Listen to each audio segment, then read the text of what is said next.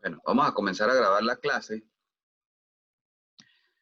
Hoy estaremos conversando acerca de los sistemas eh, autopoyéticos de tercer orden.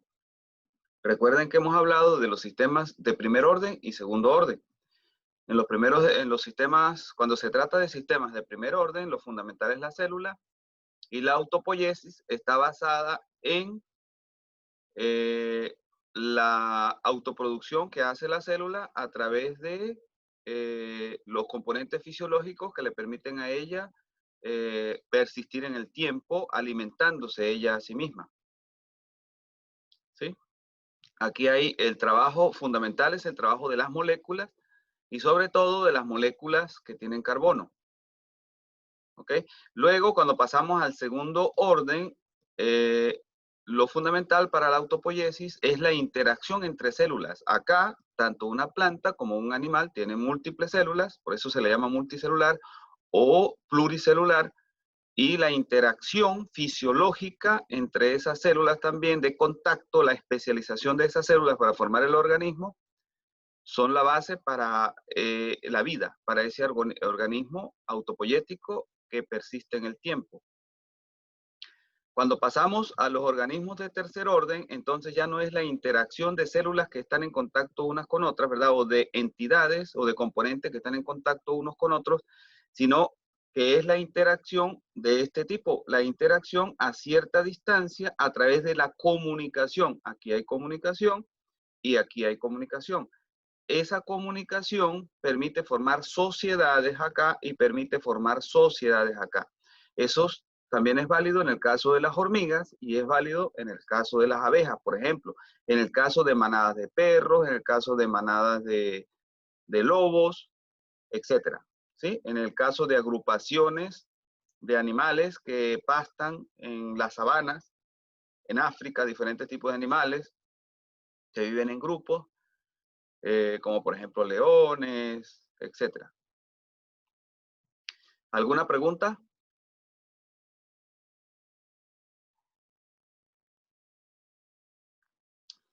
¿Tienen alguna pregunta? ¿Alguna duda? Si esta comunicación recurrente no se da, entonces esos individuos no podrán adaptarse al medio y cada uno perecerá. Entonces, es fundamental para la existencia de los seres vivos esa comunicación que existe entre ellos. Si un pájaro vive solo, se va a morir, a menos que tenga una persona que lo alimente o un ente externo que lo alimente. Pero si ellos no viven en pareja, etcétera, igual un ser humano que viva solo, ¿verdad? Desde el principio, desde niño, va a ser imposible, a menos que sea criado por lobos o algo así, y en ese caso formará parte de la sociedad de lobos, pero no de la sociedad de humanos, porque aprenderá a hacer las cosas que hacen los lobos.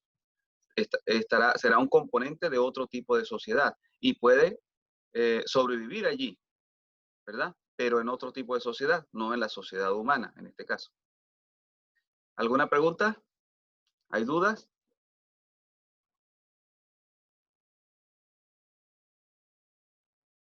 ¿No hay preguntas? Bueno, entonces continuemos. Esto es más o menos lo que estaba conversando, ¿verdad? Tenemos los sistemas de primer orden, segundo orden y tercer orden. Y en los sistemas de tercer orden, lo fundamental es la existencia del sistema nervioso y que haya ese acople a través de la comunicación, ¿verdad? Eso es fundamental. Y eso se da en abejas, decíamos, en hormigas, en humanos, en lobos, en perros, ¿sí? En animales, en los mamíferos en general se da. Pero también se da en animales eh, mucho menos, con cerebros mucho menos avanzados, como las hormigas, por ejemplo. Entonces, algunas características adicionales cuando hablamos de los organismos, de los sistemas de tercer orden, aparte de las que ya habíamos nombrado, hay algunas características adicionales como la existencia del sistema nervioso, la existencia de la comunicación. Si no hay comunicación, no hay acople al medio y la sociedad desaparece. ¿Sí? Y la formación, en este caso, de sociedades, una interacción que no es eh, comunicación de una entidad con otra que está al lado. ¿Ok? Son cosas adicionales que deben tomar en cuenta como características adicionales, en este caso, de los sistemas autopoyéticos a los que nos estamos refiriendo, que son los de tercer orden. Ok, ahora, nosotros podríamos comparar, fíjense que aquí estamos hablando de que existen diferentes animales, ¿verdad? Diferentes entes que pueden formar sociedades. Están las abejas, están las hormigas y están los humanos. Ahora, ¿qué será lo que permite a los humanos ser diferentes? ¿Será que realmente somos diferentes y hasta qué punto? Eso lo podríamos ir viendo a medida que hablamos de la teoría autopoética. Por ejemplo, podemos darnos cuenta que el cerebro humano, según las teorías, este número puede variar un poco. Según algunas teorías, tiene 10.000 millones de neuronas o células cerebrales, células de tipo de sistema nervioso. Algunos dicen que pueden ser 20.000, algunos dirán que pueden ser 15.000, pero digamos, están por allí en este orden, ¿verdad? Y el sistema humano, aparte de eso, tiene tres componentes, que son el sistema reptiliano, el sistema límbico y el sistema, la corteza cerebral. El reptiliano es el que es común con los reptiles, el primero que se desarrolló en la evolución. Luego está el que es común con los mamíferos, que es el sistema límbico, que es donde están las emociones. Aquí también hay emociones, pero las emociones básicas, como emociones como miedo. Aquí hay otras emociones como amor, etc. Y luego está la corteza, que es donde está el pensamiento humano, que decimos que es diferente de los animales. Entonces aquí estaría la diferencia en el sistema nervioso nuestro con respecto al de los animales. Ahora, si lo vemos solo en términos de neuronas, fíjense que tenemos 10.000 millones de neuronas. Si comparamos con el cerebro de una hormiga, la hormiga tiene 250.000 neuronas cerebrales. Por lo tanto, si juntamos 40.000 hormigas, estaríamos haciendo el cerebro, estaríamos haciendo las 10.000 millones de neuronas de un ser humano. Entonces podríamos decir 40.000 hormigas, si están bien, si se organizan bien, que eso ocurre siempre, podrían ser bastante inteligentes, ¿sí? Y existen incluso hormigueros de diverso tamaño, pero hay algunos que pueden tener millones de hormigas. Ahora, imagínense, si 40.000 hormigas pueden tener la capacidad de las neuronas de un ser humano, ¿verdad? Entonces, millones de hormigas pues tendrán una capacidad también bastante elevada, mucho más elevada que la de 40.000 hormigas. Por supuesto, a las hormigas les falta este último nivel, que es el cerebro, la corteza cerebral, y le falta el límbico. Pero en términos de neuronas en general, en términos de contabilidad solamente, un hormiguero puede tener mucho más neuronas que un ser humano, ¿sí? Entonces allí vemos que no es despreciable la capacidad de inteligencia que puede tener un hormiguero, y por eso ellos son capaces de formar sociedades. ¿Está clara? ¿Alguna pregunta? ¿Alguna pregunta?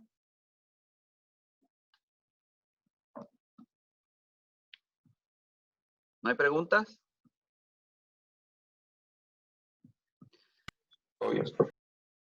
¿No? ¿Está todo bien? Bueno, ok. Podemos seguir comparando. Fíjense, hemos estado hablando de que de las sociedades, ¿verdad? Y de que lo importante es el cerebro, una de las cosas claves, y lo otro la interacción. Ahora, estamos hablando de diferentes animales, diferentes especies. En este caso nos referíamos a la abeja, a la hormiga y al humano, ¿verdad? Comparamos entonces al humano con la hormiga. Vemos que la hormiga, en términos de hormigueros de la sociedad, tiene una gran capacidad también neuronal. Sin embargo, no tiene el sistema, la corteza cerebral. Ahora, comparemos con otros. ¿Qué pasa si comparamos con la avispa? Fíjense, la hormiga tiene 250.000 células cerebrales. Ya la avispa tiene 1.000.000. Ya con 10.000 avispas tenemos para tener el cerebro de la cantidad de neuronas de una persona. Ahora, si nos movemos a otros animales, esto con 10.000 avispas o abejas, cualquiera de las dos.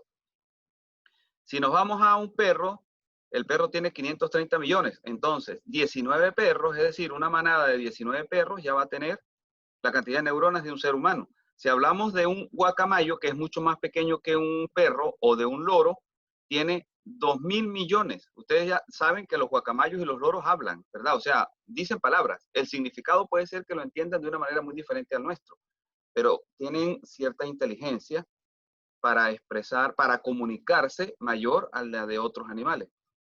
Entonces, el loro, el guacamayo ya tienen 2.000 millones de neuronas, por lo tanto, con 5 guacamayos hacemos las neuronas de una persona. Si hablamos del chimpancé y del gorila, que son de la especie de monos los más avanzados, tienen 6.000 millones de neuronas. Es decir, que si juntamos dos chimpancés o dos gorilas, ya tenemos la cantidad de neuronas que tiene un ser humano. Ahora fíjense esto. Claro, este es un animal mucho más grande, pero fíjense, una especie de delfín, la ballena piloto, tiene 37.000 millones de neuronas. ¿Sí? Tiene entonces, aquí está mal expresado esto, tengo que expresarlo bien.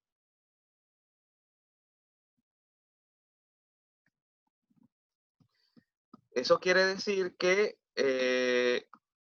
la ballena piloto tiene mucho más que un ser humano, que tiene 10.000 millones. Entonces, necesitamos 3 seres humanos para hacer lo que hace, para tener el número de neuronas que tiene la ballena piloto.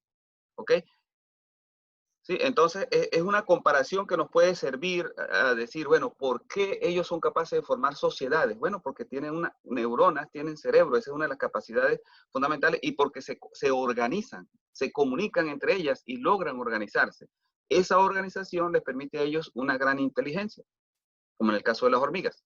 ¿Alguna pregunta?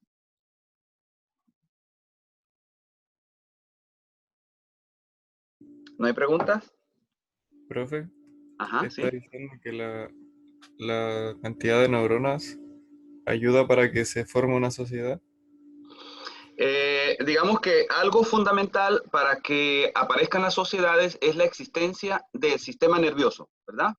Primero, ¿ok? La célula no tenía sistema nervioso, ¿verdad? Luego vienen los multicelulares y no todos los multicelulares tienen sistema nervioso. En algún momento aparece el sistema nervioso en algunos de ellos.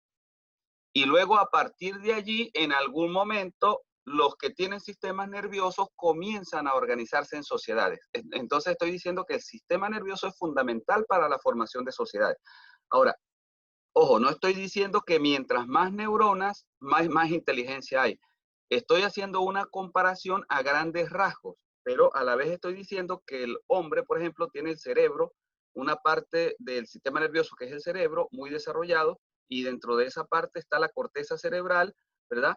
Que es lo que permite en el hombre algo muy particular que vamos a hablar ahora dentro de un rato, que es el lenguaje de segundo orden. Entonces, todos los animales, todas las sociedades tienen lenguaje de primer orden, y el sistema nervioso y la cantidad de neuronas es fundamental allí. Ahora, para llegar al lenguaje de segundo orden, que es específico del ser humano, es lo que se supone hasta ahora, luego hablaremos de eso, se necesita la corteza cerebral, que muchos animales no la tienen. Entonces, es cuantitativo, es importante, ¿verdad? Es importante, mientras más hayan de manera cuantitativa, mayor inteligencia habrá.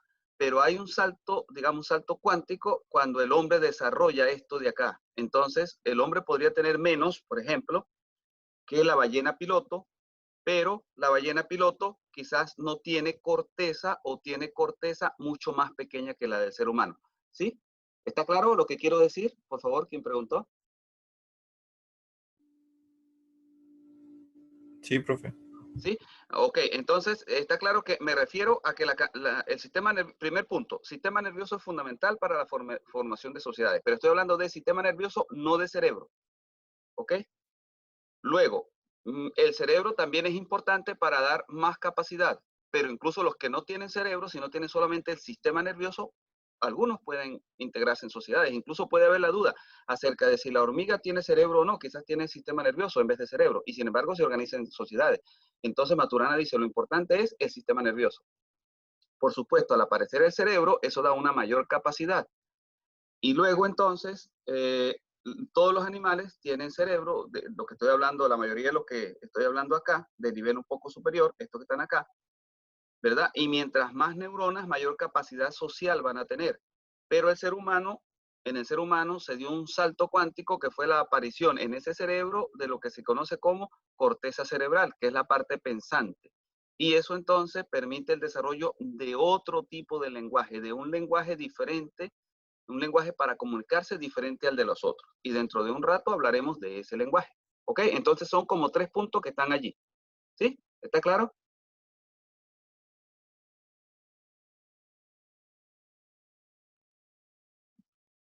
Bueno, entonces, a la final, cuando hablamos del organismo autopoyético, vamos a tener las características tal cual como las teníamos en la célula y como las teníamos, que son de primer orden, y como las teníamos en los multicelulares.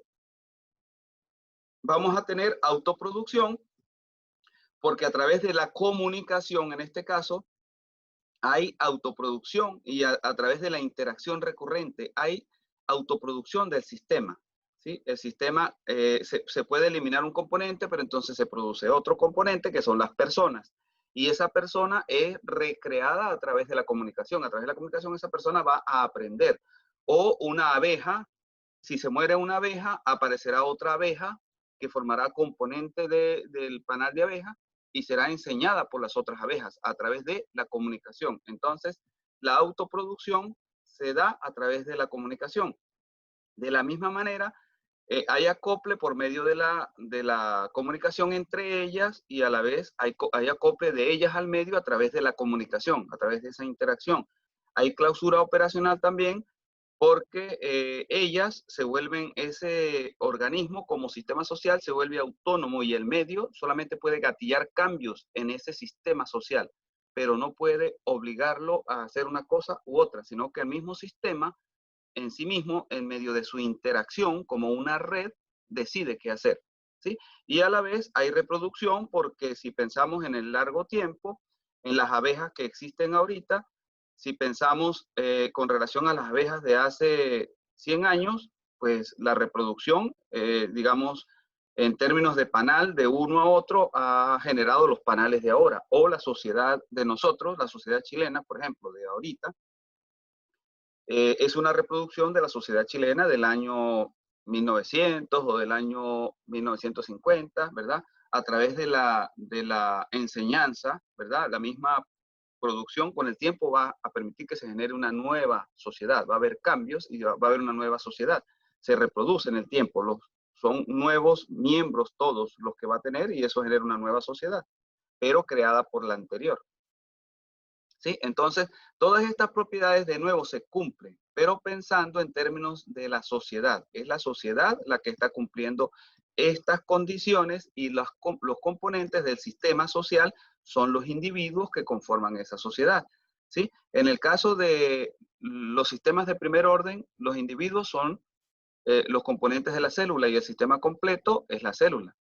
En el caso de los pluricelulares, el sistema es el organismo pluricelular y los componentes son las células. En el caso de las sociedades, el sistema autopoyético es la sociedad como un todo y los componentes son los miembros de esa sociedad. ¿Sí? ¿Está claro? ¿Alguna pregunta? Por favor, pregunten.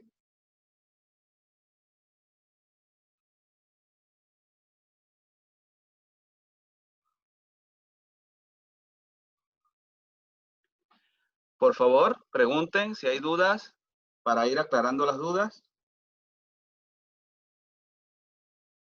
¿No hay preguntas? Seguimos entonces. Entonces decíamos que en el nivel 3, ¿verdad? Nosotros podríamos pensar en el individuo, ¿verdad? Si nosotros vemos la figurita que tenemos por acá, vamos a traer esta figurita. Si nos traemos esta figura,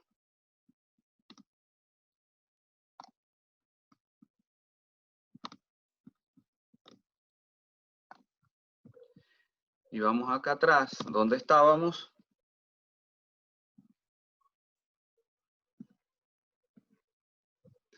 Vamos a insertar aquí, bueno, la podemos colocar aquí mismo, si acá hay chance, vamos a colocarla acá.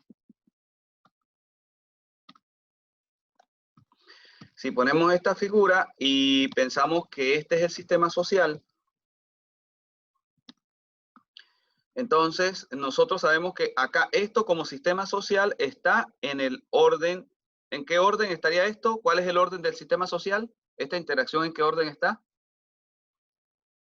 Les pregunto.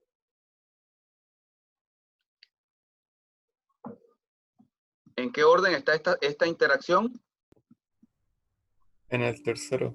En el tercero, ¿verdad? Pero si miramos cada uno de los componentes, el individuo como tal, ¿en qué orden está él? Es un multicelular también, por lo tanto, él también está en el orden 2. ¿sí? Y dado que él tiene células, hay partes de él que están en el orden 1, ¿sí? A eso le llama Maturana dimensiones. Entonces, cuando hablamos de un ser humano está en 3 dimensiones para él. La dimensión 1, cuando pensamos en sus células, cuando un médico va a hacer una operación, ¿verdad?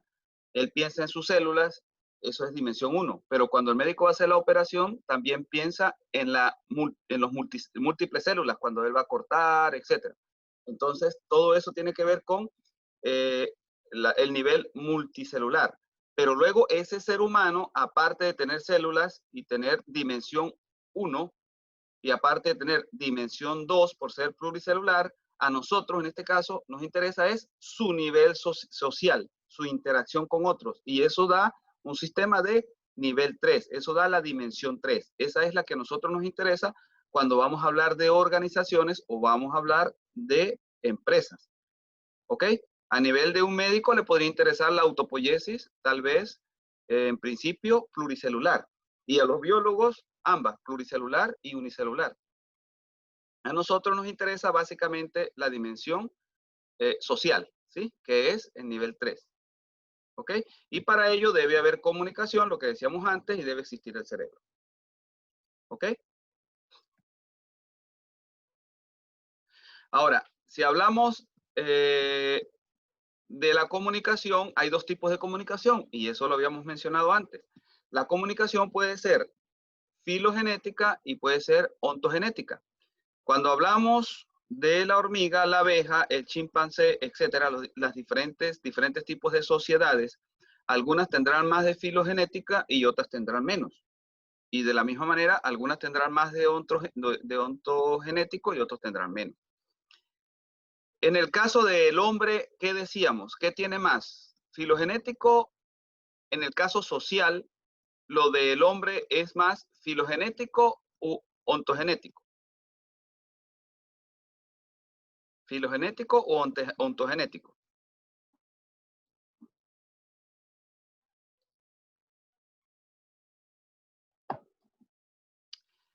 ¿Quién me da un ejemplo de algo ontogenético?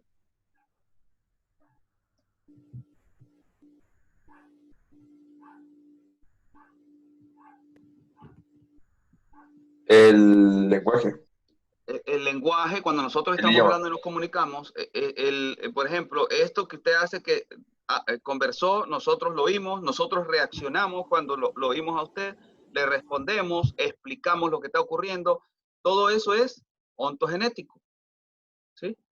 Pero la capacidad de hablar, podríamos decir, es filogenética, sin embargo. Pero hay otras comunicaciones que usted haría sin necesidad de haber aprendido lo que ha aprendido en la sociedad nuestra, en la sociedad chilena, latinoamericana. Hay cosas que usted hace y hay gestos, de repente cómo pone usted la cara cuando está molesto, cómo la pone cuando está alegre, por ejemplo, eso puede comunicar algo a otra persona y la otra persona puede dejar de estar haciendo algo o puede hacerlo con más intención de acuerdo a eso que usted le comunica cuando usted cambia la cara. Eso, por ejemplo, sería entonces, ¿qué? ¿Filogenético o sería ontogenético?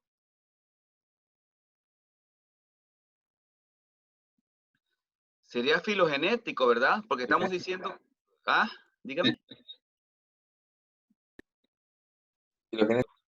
Filogenético, ¿verdad? Porque es algo que no se aprende en la vida del individuo, es algo que viene de las generaciones, viene como lo tenemos por ser de la especie humana, como especie. Ahora, cuando nosotros vemos acá y nos movemos en este nivel, hormiga, abeja, chimpancé, humano, a medida que bajamos acá, ¿qué comunicación se hace mayor? ¿Qué tipo de comunicación? ¿La filogenética o la ontogenética? A medida que bajamos, ¿cuál domina? ¿Cuál pasa? ¿Cuál se hace mayor?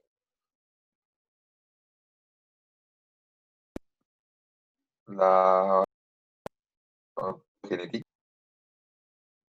¿no? Le oigo cortado. ¿Puede repetir?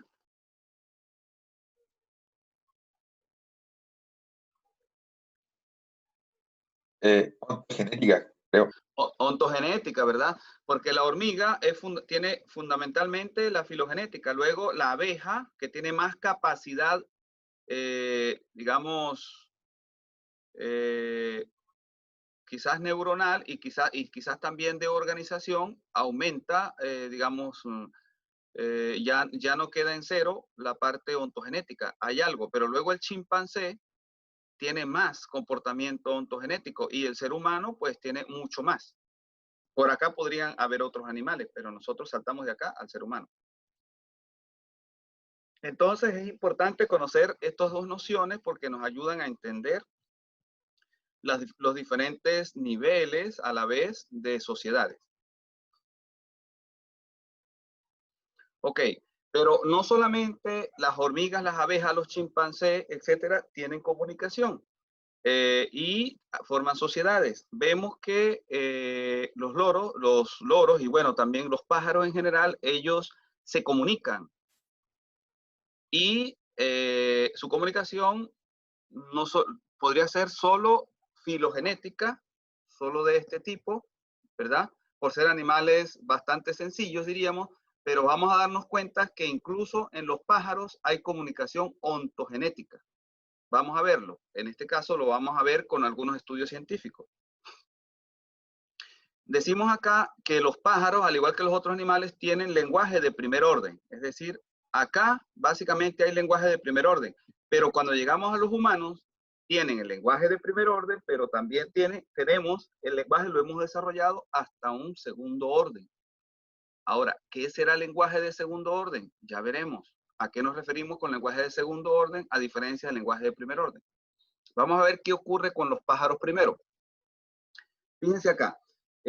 Cuando se ponen a grabar el sonido de los pájaros, aquí hace un cierto sonido el primer pájaro y ocurre algo como esto, ¿verdad? Lo graban de acuerdo a ciertas maneras de detectar el sonido. Luego le toca el turno al otro pájaro, entonces aparece esto, etc. Ahora, aquí está la duración. Este es más corto, este es más largo, etc. Ahora, ¿qué ocurre acá? Lo que quiero mostrarles. Resulta que se tiene un pájaro pequeño, un gorrión, y ese gorrión hace sonidos de una cierta manera. Es decir, cuando detectan su sonido, tiene una forma como esta, digamos, pero esta que está acá. Luego, a ese gorrión se le entrena, se le pone a oír esto que está acá. ¿Sí? Luego de él oír esto, esto no se lo genera un pájaro, se lo genera un aparatico. Ese aparatico se le pone allí al gorrión varias veces y luego el gorrión comienza a cambiar el sonido a este que está acá. Les pregunto entonces, ¿fue capaz de aprender o no el gorrión a hacer un sonido diferente al original que tenía? ¿Se parece la nueva manera de generar sonido el gorrión a como se le enseñaba o no? Claro. Sí, ¿verdad? Entonces allí lo que se está diciendo, lo que se está probando es que ellos aprenden en su vida. Es decir, hay cosas, maneras esto era básicamente filogenético, esto que está acá. Pero esto que está acá, ¿verdad? Esta manera de silbar ya es una combinación o de hacer sonido, ya es una combinación de lo que tenía originalmente y de lo que se le está enseñando que está acá. Entonces los pájaros aprenden en su vida.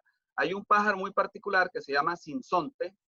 En México le llaman sinsonte, no sé si lo han oído nombrar, y en Venezuela Colombia se le llama paraulata.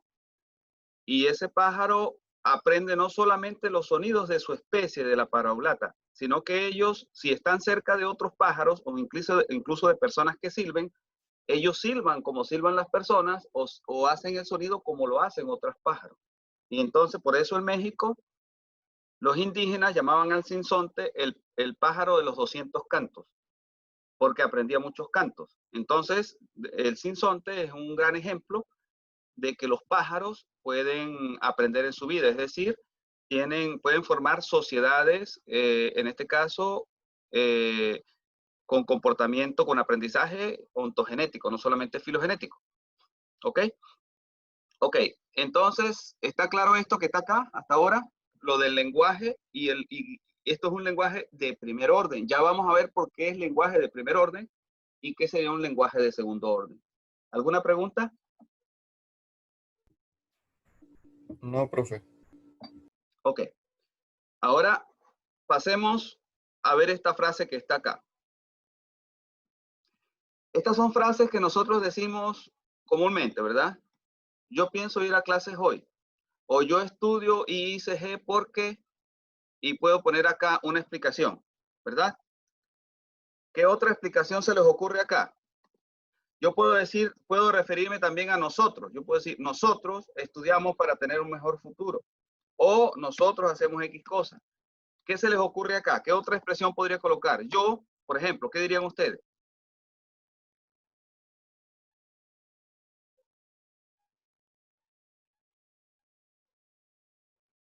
¿Qué se les ocurre? Que pudiese decirse, yo estoy en mi casa, por ejemplo, ¿sí? Cualquier cosa. O podrían decir, yo estoy contento, cualquier cosa. Ahora, les pregunto, ¿esta es una reflexión? ¿Cada una de estas frases es una reflexión o no es una reflexión?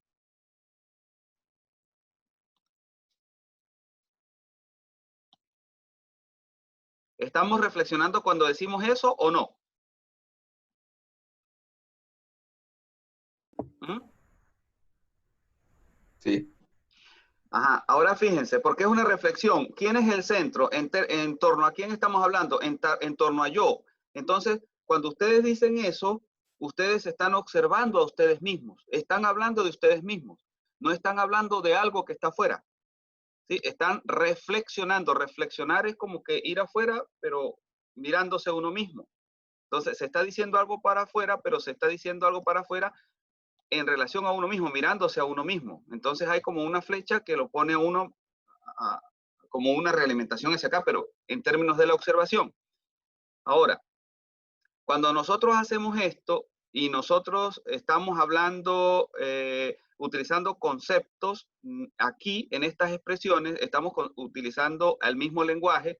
Por ejemplo, si decimos casa, eso es una abstracción. Si decimos estudio, eso es una abstracción. Si decimos pienso, eso es una abstracción. ¿Sí? Cuando digo clases, esto es una abstracción. O sea, lo que les quiero hacer ver es que aquí tenemos dos cosas. Estamos reflexionando porque nos estamos refiriendo a nosotros mismos y además estamos usando objetos del lenguaje en el lenguaje. ¿Por qué? La palabra clase es un objeto del lenguaje y lo estamos usando dentro del mismo lenguaje. Está aquí en el lenguaje, está este objeto del lenguaje. ¿Sí? ¿Se ve claro eso? ¿Se ve claro? No, Aquí, por profe. ejemplo. Ah, No se entiende un poco. ok. Primero, estamos reflexionando porque estamos hablando de nosotros mismos, ¿verdad? Eso sí, sí se entiende, ¿verdad? ¿Sí? Me estoy refiriendo a mí. No es como cuando yo digo, está lloviendo o Sí, llueve. sí. ¿Sí? En este caso estoy diciendo, yo estoy haciendo X cosa. Pero aparte de eso, pienso, pienso es un objeto del lenguaje. Pienso es una palabra abstracta. Me estoy refiriendo a un acto de pensar y ese concepto de pensar yo lo desarrollé hablando con las personas antes. ¿Sí? Entonces, aquí esto tiene un concepto que está implícito. Es una abstracción. ¿Se entiende que es una abstracción y es un concepto que está implícito? ¿Sí? Si yo le digo, ¿qué es pensar? A ustedes me pueden responder, bueno, es ponerme a, digamos, a reflexionar acerca de una cosa, etcétera, pero merece una explicación esto. Si yo les digo qué es clase, lo mismo, ¿verdad? Es un concepto, es una abstracción. Una clase es algo en la cual uno está aprendiendo, donde normalmente hay una persona que está enseñando y hay otro que estamos escuchando, poniendo atención, etcétera, etcétera. ¿Verdad que para una persona que venga de otra cultura, será necesario explicar qué es clase, la palabra clase o no? Sí. Es mucho más abstracto a que yo diga, por ejemplo, piedra. Agarré la piedra y el otro ve que yo agarré la piedra y dice, ah, agarró y puede usar su propio lenguaje, pero es menos abstracto. Cuando yo digo clase, cuando yo digo pienso, cuando digo ICG, cuando digo por qué, que estoy dando una razón, estos son objetos del lenguaje. Es decir, el lenguaje que está acá tiene objetos dentro de sí mismo, del mismo lenguaje, tiene abstracciones, ¿sí? Es eso lo que quiero decir, tiene objetos de sí mismo adentro, que han sido construidos en la cultura, ¿sí? ¿Está claro? Sí, y ahora sí. Ahora, fíjense acá, cuando un pájaro está silbando, ¿ustedes creen que aquí hay objetos, palabras construidas en la cultura de ellos? ¿Abstracciones? Es solamente silbido, es solamente un sonido que le alegrará al que lo emite y le alegrará al que lo oye. Y lo mismo ocurre con las abejas y lo mismo puede ocurrir con las hormigas cuando se comunican. Allí no hay abstracciones. No hay objetos del lenguaje. Debido a que aquí no hay objetos del lenguaje, en el cantar, en el silbar de un pájaro, ese lenguaje es de primer orden. Y debido a que en la comunicación de las abejas tampoco hay abstracciones, una abeja no tiene un sonido para... ¿Ustedes creen que una abeja tendrá un sonido particular para decir miel o para decir ahí viene un humano? ¿Qué creen ustedes? ¿Lo tendrá? No, No, ¿verdad? Entonces allí no hay abstracciones. Como no hay abstracciones, esos lenguajes son de primer orden, son lenguajes de comunicación, ¿verdad? Cuando usted, por ejemplo, hace una mueca o pone la cara de una manera o de otra, allí no hay abstracción, ¿sí? Ese es un lenguaje de primer orden. Pero cuando usted dice mi mamá, mi casa, o yo estoy haciendo, etcétera, allí hay abstracciones dentro del lenguaje, dentro de la frase. Como les decía acá, dentro de la frase hay abstracciones. Como hay abstracciones, se trata de un lenguaje de segundo orden. Porque el lenguaje está hablando, utilizando los objetos del mismo lenguaje, que son estas abstracciones. ¿Sí? ¿Está claro? Por eso es un lenguaje de segundo orden. ¿Alguna pregunta?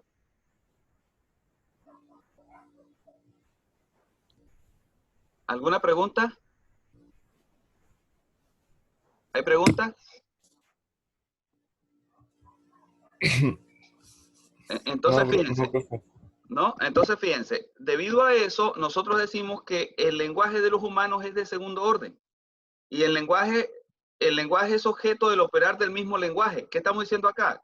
Que el lenguaje y las palabras entran dentro del mismo lenguaje. Luego dice, la coordinación de acciones se fundamenta en el operar en el lenguaje sobre elementos del lenguaje. Es decir, cuando este se comunica con este o este con aquel, están utilizando objetos del lenguaje en el mismo lenguaje. Y de acuerdo a esos objetos del lenguaje, ellos se comportan de una manera o de otra. Cuando yo le digo a ustedes, vamos a comenzar la clase, ¿verdad? Estoy usando un lenguaje que tiene objetos del lenguaje adentro. Y luego ustedes, al oír esa frase, ¿sí? Al oír la frase, yo la digo, va para donde ustedes la oyen, entonces ustedes tienen cierto comportamiento. Ese comportamiento puede ser disponerse a oír la clase o puede decir algo, o puede ser decir, hablar algo. Entonces ustedes me comunican a mí algo. Incluso cuando ustedes hacen silencio, me están comunicando. Yo estoy pensando que ustedes están poniendo atención, entonces me comunican algo y yo comienzo la clase. Luego, cuando alguien comenta algo, yo entiendo que hay alguna duda, etcétera, entonces yo me paro, ¿verdad? Entonces yo pregunto, o ustedes me dicen la duda. En esa duda que ustedes me están diciendo, hay palabras, hay una frase que es el del lenguaje, pero dentro de esa frase hay objetos del lenguaje y yo luego respondo a aquello, ¿verdad? Y dentro de eso hay distinción, porque cada palabra es una distinción de algo. Hay observación, yo los observo a ustedes me observan a mí, y hay reflexión. La reflexión es cuando decimos, yo estoy poniendo atención, o yo no entendí, o yo sí entendí. Todo eso es reflexión, y se dan, al uno reflexionar, explica, luego explica. Para explicar es necesario reflexionar, ¿sí? Entonces, todo esto que está acá son características que podemos ver en el lenguaje de segundo orden, pero no lo vemos en el lenguaje de primer orden. Entonces, si volvemos acá, ¿verdad? Acá vemos que el ser humano tiene una capacidad que es la del lenguaje de segundo orden, que se la da la corteza cerebral, ¿verdad? Que no la tienen los individuos de otras sociedades. ¿Sí? ¿Está claro? ¿Está claro lo que les quiero mostrar acá? ¿Alguna pregunta? ¿Sí? Entonces estamos hablando del lenguaje de segundo orden, de distinción, observación y reflexión en el caso de el ser humano. En el caso de estos, de los animales acá, tenemos lenguaje de primer orden nada más, y ellos forman sociedades, pero tienen un cerebro menos desarrollado. E incluso puede ser que algunos no tengan cerebro, que tengan solo el sistema nervioso, pero logran crear sociedades, y esas sociedades pueden ser avanzadas por el número de neuronas que tienen, porque tienen muchas neuronas, ¿verdad? Y porque han desarrollado en su especie, con el tiempo, han desarrollado una buena organización. Y la filogenética, la filogénesis, les permite heredar ese aprendizaje. En cambio, acá no. Acá nosotros dependemos de esta parte del cerebro y dependemos en buena medida de la ontogénesis, de la enseñanza que viene de las anteriores generaciones. ¿Sí? ¿Está claro eso? ¿Alguna pregunta?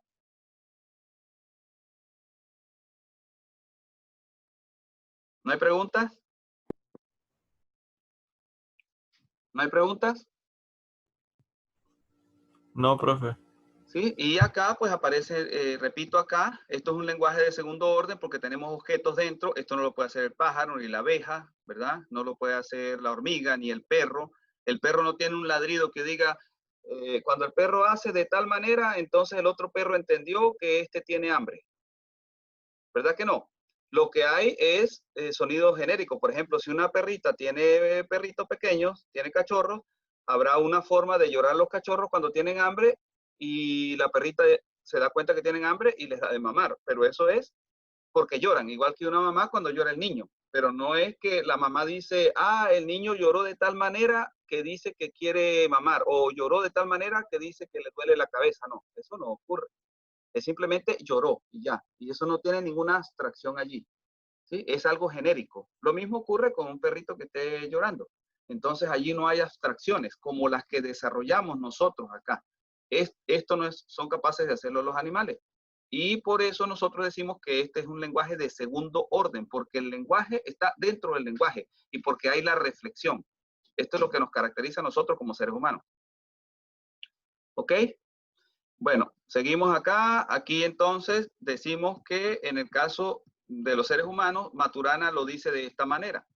Dice, es una red cerrada en la que sus componentes interactúan y se comunican coordinando sus emociones y sus acciones para mantener el sistema que integran a través de un espacio conversacional. ¿Sí? Aquí está describiendo una sociedad humana básicamente. Dice que es una red cerrada, dice que es cerrada porque cumple la clausura operacional, ¿verdad? Y los componentes interactúan, eso no es nada nuevo, y coordinan sus acciones, pero aparte de sus acciones, él dice sus emociones. Fíjense que cuando coordinamos las emociones, esto no lo dicen normalmente los otros autores. Es muy importante en el caso del ser humano y quizás en el caso de algunos animales también, la interacción tomando en cuenta no solamente la acción, sino también las emociones. ¿Sí? Nosotros sabemos que nuestro comportamiento depende mucho de la emoción nuestra y de la emoción que vemos en el otro, de la transmisión, de la interacción de las emociones. Podríamos decir que hay una interacción de emociones también.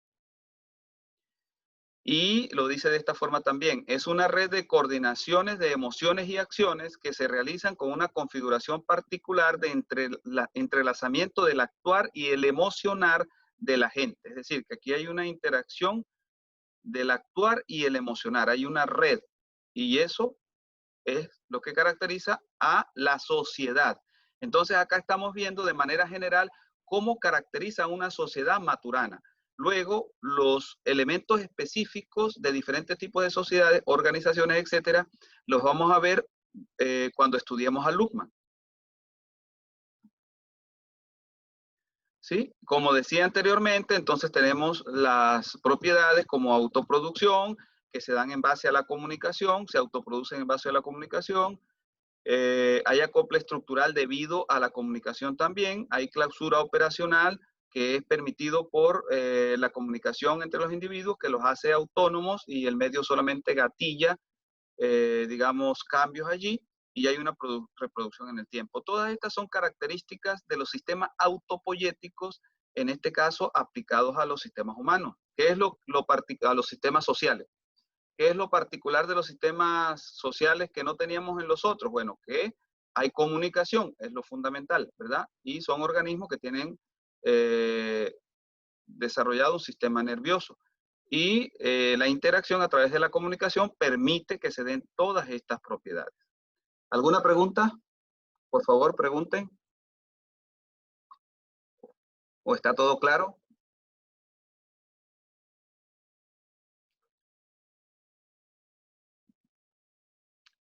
Entonces diríamos que el hombre, en el caso del hombre, actúa, ¿verdad? En un observarse a sí mismo y a los otros, operando con el lenguaje de segundo orden, ¿verdad? Podríamos decir aquí. Sobre observándose a sí mismo, ¿verdad? A esto lo hemos llamado reflexión. Y a partir de allí genera explicaciones. Yo estoy en la casa, no fui a la clase por esto, no estoy yendo a la clase por esto, etcétera. Y entonces aparece algo que hemos visto antes. El hombre es capaz de autoobservarse, ¿verdad? El hombre, esta figura la hemos visto cuando, cuando hablamos de las teorías de sistemas. Entonces, de acuerdo a Maturana, de acuerdo a esta teoría de Maturana, el hombre puede observarse a sí mismo. Vemos que es como cuando consideramos este cuadro. Tenemos a una persona que está mirando el cuadro, pero a la vez él en su pensamiento, utilizando la corteza cerebral y utilizando su lenguaje de segundo orden, se puede imaginar a este cuadro ampliado, ¿verdad? Y puede imaginarse a él mismo mirando al cuadro, es decir, se considera a sí mismo. Hay una autorreferencia, hay una reflexión que lo incluye a sí mismo. Entonces, esa teoría, de nuevo, que es la teoría de Maturana, permite considerar al ser humano con esa capacidad y por lo tanto es una teoría de segundo orden y permite también pensar que así como nosotros vemos una perspectiva de las cosas, otros podrán ver otra perspectiva y a través de las explicaciones podremos entendernos con esos otros. Las teorías de primer orden no aceptan eso. Las primeras, digamos, no incluyen esto. Según las teorías de primer orden, no estamos hablando en este caso de un hombre que reflexiona y es capaz de verse a sí mismo, es decir, no considera que debe haber una explicación científica que lo incluya a sí mismo. Y cuando utilizamos las teorías de primer orden en las organizaciones, y nosotros tenemos, por ejemplo, este punto de vista, entonces todos deben tomar las decisiones de acuerdo a nuestro punto de vista y no entendemos por qué otros tienen otros puntos de vista, ni tratamos de entenderlo. Si decimos la teoría económica es la de Friedman, entonces si estamos con una visión de primer orden, decimos todo el que no tenga la visión de Friedman, entonces no es avanzado, etcétera, y no lo tomo en cuenta. Entonces Friedman para mí es la ley y no miro para los lados.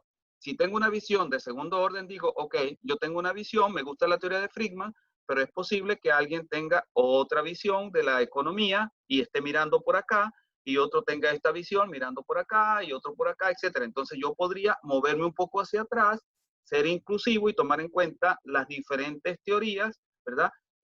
Compararlas y posiblemente aprender de esas diferentes teorías y sacar conclusiones considerando las diferentes teorías y considerando a los otros, a los que tienen las otras teorías, como personas que también tienen ideas válidas. ¿Sí? ¿Está eso claro?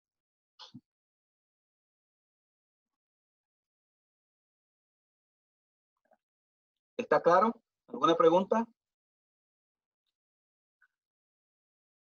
¿Alguna pregunta?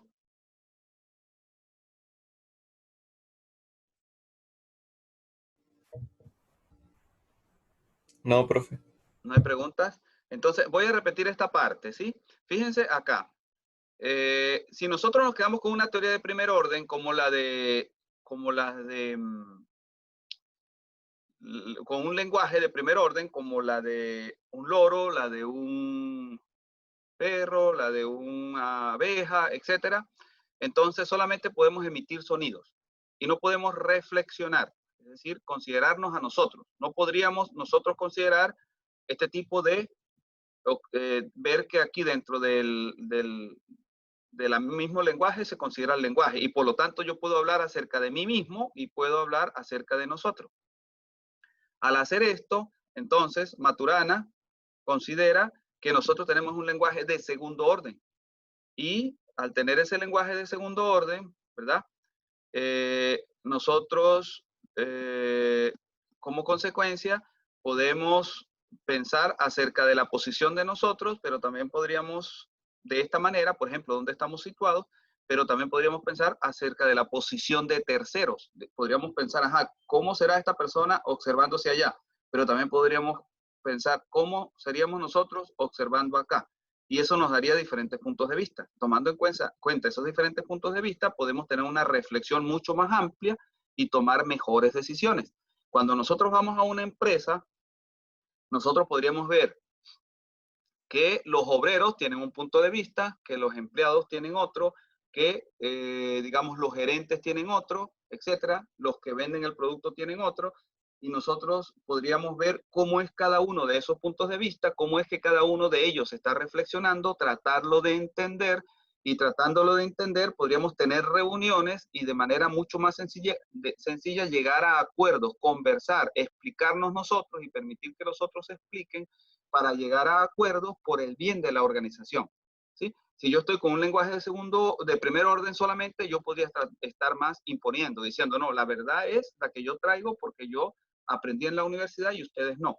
Y es posible que algunos de los que no aprendieron en la universidad tengan una visión más amplia al reflexionar acerca de la organización que la que yo tengo, porque yo lo que llevo es teorías, y las teorías no son mejor que la reflexión. La reflexión de las personas que están allí, sean obreros o sea lo que sea, puede ser mucho más válida acerca de la situación de la organización que la que yo tengo, que me dieron los libros. Entonces yo más bien debo aprender de lo que esos otros puntos de vista me pueden dar en la organización, ¿sí? Considerando como válidas sus reflexiones y considerando que tienen lenguaje de segundo orden y ellos están pensando acerca de situación, y más bien me permito a mí obtener esas ideas que ellos tienen. Pero para eso yo debo ser amplio y pensar en términos de una teoría de sistemas como la de Maturana, que considera que nosotros tenemos lenguajes de segundo orden y que podemos tener esas capacidades, ¿sí? Y tener nuestra visión, pero también considerar las visiones de otros. ¿Ok? ¿Está claro? Por favor, pregunten.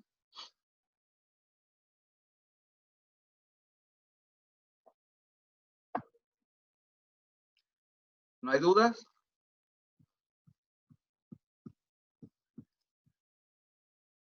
¿No hay dudas?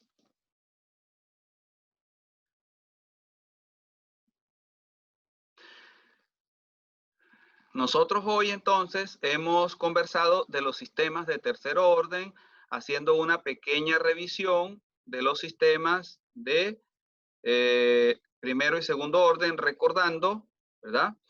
Lo que son los sistemas de segundo y tercer orden, y luego identificando las características de los sistemas de tercer orden, las fundamentales, y comparando entre diferentes sistemas de tercer orden, diferentes sociedades, y viendo por qué el ser humano pues tiene más capacidades cuando hablamos, por ejemplo, de la corteza cerebral y cuando hablamos del lenguaje de segundo orden. Sin embargo, muchas sociedades tienen una gran cantidad de capacidad cerebral al tener muchas neuronas, ya sea individualmente o en grupo cuando están formando sociedad, y por eso la gran inteligencia social de muchas especies, como por ejemplo las hormigas.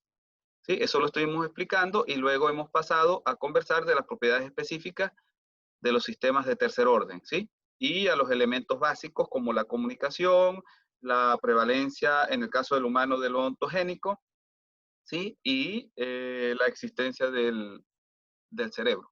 Y ya hemos explicado, ¿verdad? El que se entiende como lenguaje de segundo orden, para entender la capacidad de reflexión que tiene el ser humano, que lo lleva a utilizar el lenguaje dentro del lenguaje, en la comunicación. ¿Sí? Entonces, ¿no hay preguntas?